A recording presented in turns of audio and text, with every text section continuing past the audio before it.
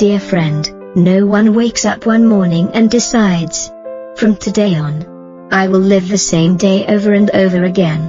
That rarely happens as a conscious choice. It happens quietly, gently, day after day, week after week, year after year. We wake up at the same time, take the same route, complete the same familiar tasks, return home, and then begin another day that looks almost exactly like the one before. Then one day, almost by accident, we look back, and realize that 5 years have passed, 10 years have passed, even 15 years have passed, yet life seems to have been running on autopilot, not because we wanted it that way, but because we were too busy to notice it happening. Perhaps many women in adulthood understand this feeling more than anyone. Life is filled with responsibilities, family, children, work, people who depend on us, things that constantly require our attention, and somewhere in the middle of all that, we often become the last person on our own priority list, when exhaustion begins to appear.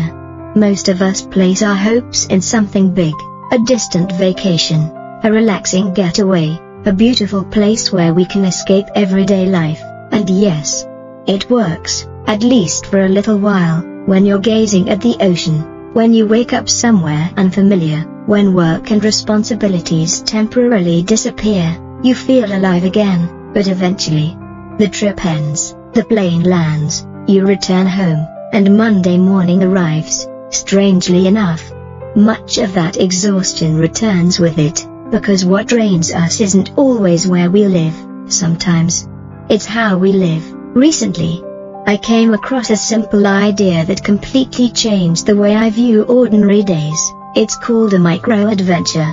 The term was popularized by British adventurer Alistair Humphreys, and what makes it beautiful is how simple it is. A micro-adventure isn't about flying across the world, it doesn't require a lot of money, it doesn't require weeks of vacation, it's simply a small experience that interrupts the familiar repetition of everyday life, something new, a different perspective, a slightly different experience than usual. Think of it as a small opening in the autopilot mode of life. It could be spending a night in a tent in your backyard, walking through a neighborhood you've never truly explored, or watching the sunrise from a different place before starting work. Tiny things, yet they create a surprisingly different feeling, because what our minds often crave isn't something grand. Sometimes all they need is a little novelty, a little surprise, a little curiosity. I remember a period when I started making small changes to my mornings. Some days I would take my cup of tea onto the balcony and watch the sunrise.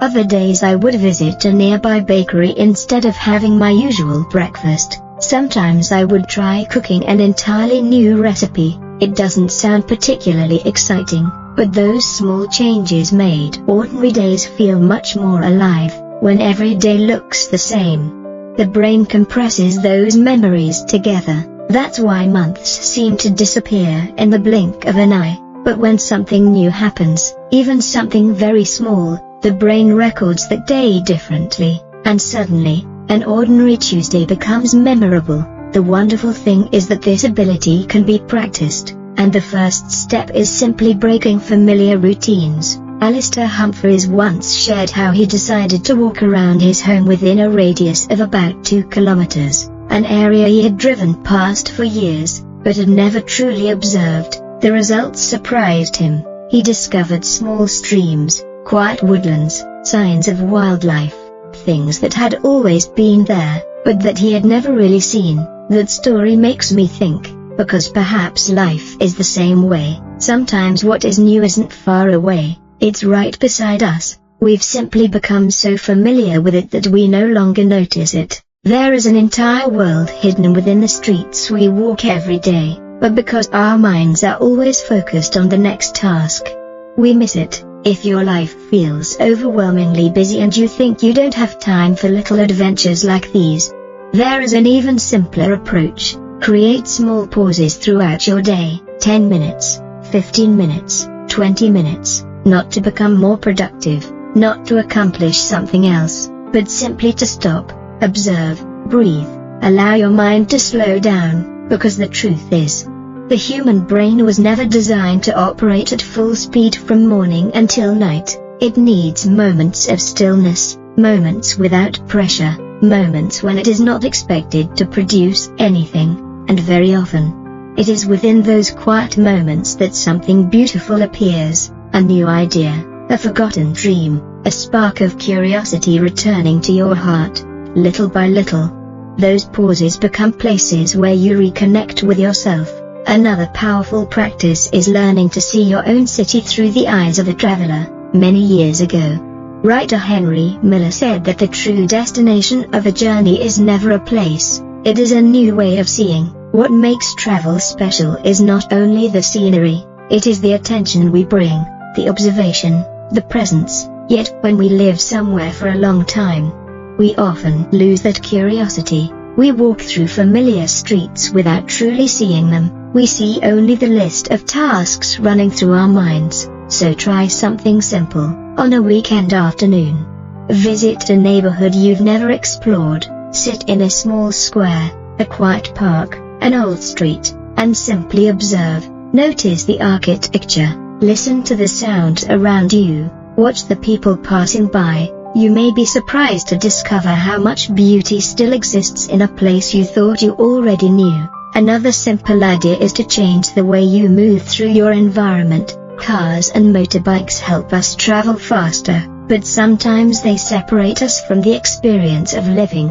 We become focused on the destination, and forget the journey. Try walking, or riding a bicycle, even for a short distance. You'll begin noticing things you never saw before. A tree blooming for the first time, a small cafe that recently opened, golden sunlight resting on rooftops at the end of the day, the scent of a new season arriving. Suddenly, life feels much closer, much more alive. The next practice is called the map challenge. Most of us return to the same places, the same cafes, the same parks, the same streets, and eventually we convince ourselves that there is nothing new left to discover. But open a map, look within a radius of about 10 kilometers from where you live. Find a park you've never visited, a lake you've never explored, a green path you've never walked. Then spend an afternoon discovering it. No complicated plans, no grand goals, just curiosity. Finally, try taking your coffee or tea breaks outdoors. Instead of drinking tea in front of a screen, bring it to a park, sit beneath a tree, watch the sky change colors as evening approaches, listen to the wind, observe the movement of the leaves. These moments are incredibly small, yet they possess a remarkable ability to bring us back to the present moment. My dear friend, the beauty of micro-adventures is not how far they take you, it is how deeply they allow you to be present with your life.